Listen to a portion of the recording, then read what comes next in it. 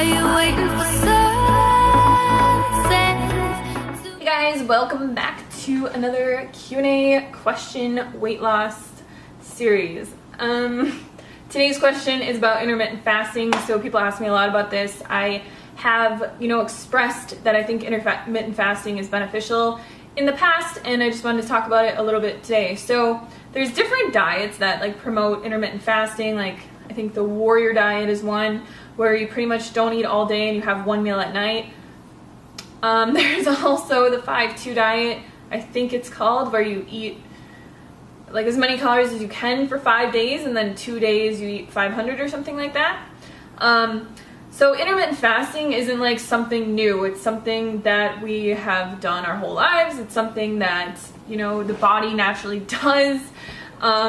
And it's not really a diet. It's more of listening to your body, and it kind of comes into play with intuitive eating and things like that. So if, I don't think that you should force your body to intermittently fast, but what I do think is that when you listen to your body, you'll realize that, most thin people, will listen to their bodies and fast when they're not hungry. So if you've ever had a friend and it's 10 o'clock or noon or something like that, and they've just been so busy and they're just I haven't eaten anything all day because their body wasn't telling them to eat. They weren't hungry and they were just busy and they were focused on other things.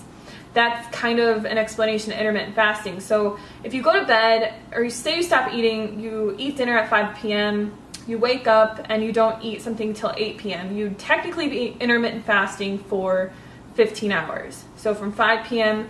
to 8 a.m., 15 hours, which I think 15 hours is generally how much people will intermittent fast. The biggest thing with this though is people are very brainwashed from diets, from the media, from having to eat 10 mini meals every single day, or else your metabolism is going to slow down and you're going to die, right?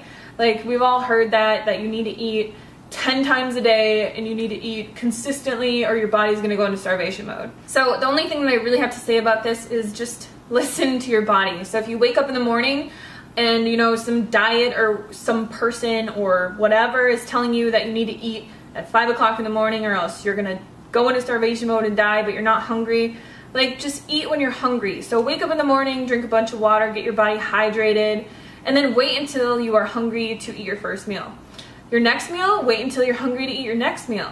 So a long time ago when we were roaming the planet, when we were not living by the standards of society and all their brainwashing and diets, we didn't have 3 meals a day. These were put into place by the marketing of America to make us form our eating habits around certain times of the day, which helps, the restaurants, it helps the fast food industries, it helps sell more food in grocery stores because people are well, what am I going to have for breakfast? What am I going to have for lunch? What am I going to have for dinner? And it's all these different types of foods. So you have your breakfast foods, you have your lunch foods, you have your dinner foods, and generally those are what people, at least in, America, on a standard American diet, will eat for those specific meals. They'll wake up, they'll have yogurt because it's a breakfast food, or they'll have oatmeal or fruit or eggs with bacon or something like that. They'll go out to eat and they'll get a huge bacon and egg platter or whatever. For lunch, they'll have a sandwich or something like that they'll bring to work with chips, or they'll have a hot dog or something that's more of a lunch type meal. And then for dinner, they'll, make something at home that's a stew or pizza or whatever. So it's really just American marketing tactics that have placed meal times around everything.